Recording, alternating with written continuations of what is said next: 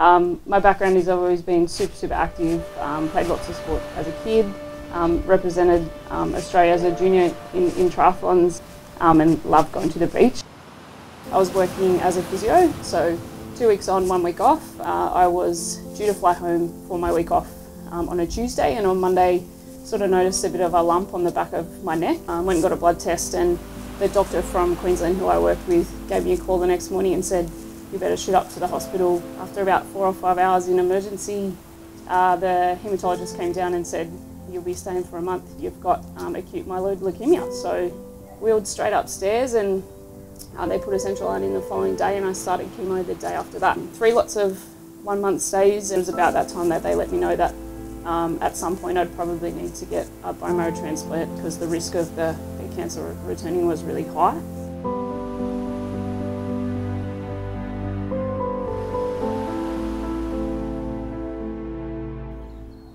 I signed up for the bone marrow registry when I was at uni.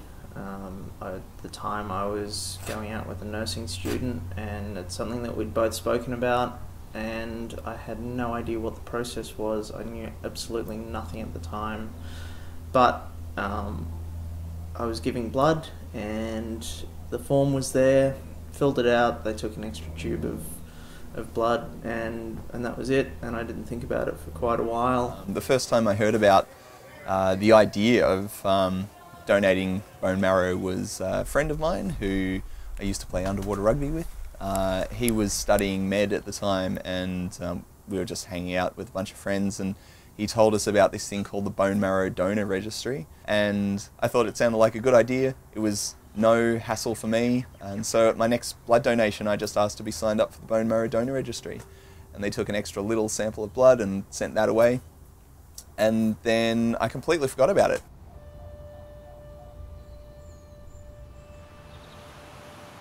A few years later, out of the blue, I got a phone call from the registry. I'd totally forgotten that I'd signed up, and I got told that I was a potential match for a patient. It started to sink in that I had to make a decision about whether I would donate, and at that point I didn't know what to feel.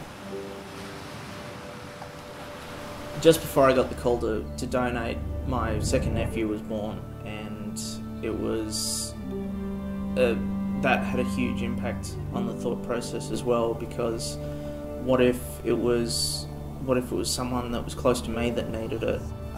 The way I kind of thought about it in my mind was whatever inconvenience it would be to me was absolutely minuscule compared to what, you know, this person was going through.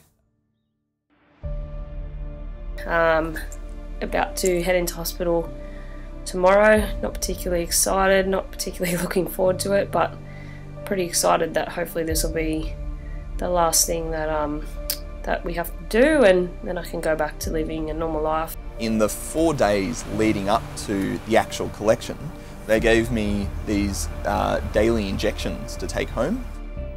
Okay, so up to day 14, and obviously a massive change today. I've got the nasogastric tube down. The donation was done through the apheresis process, which is not invasive at all. My birthday today, as you can see, I've managed to pick out probably about half the amount of hair in my head today. So it was a process that took about 4 hours in total. Can't wait to get outside. I'm stinging to get outside. And breathe some fresh air.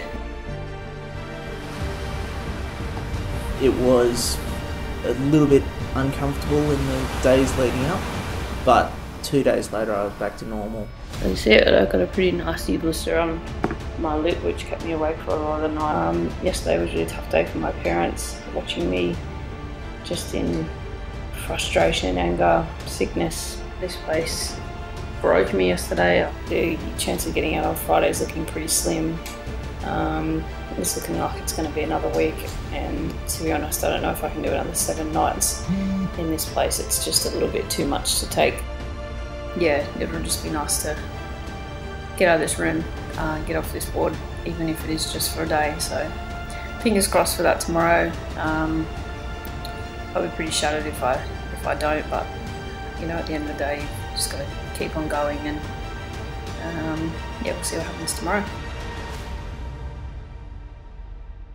I had the opportunity to literally save a person's life. Just this incredible buzz about life because I'd done something that not everyone gets the chance to do, and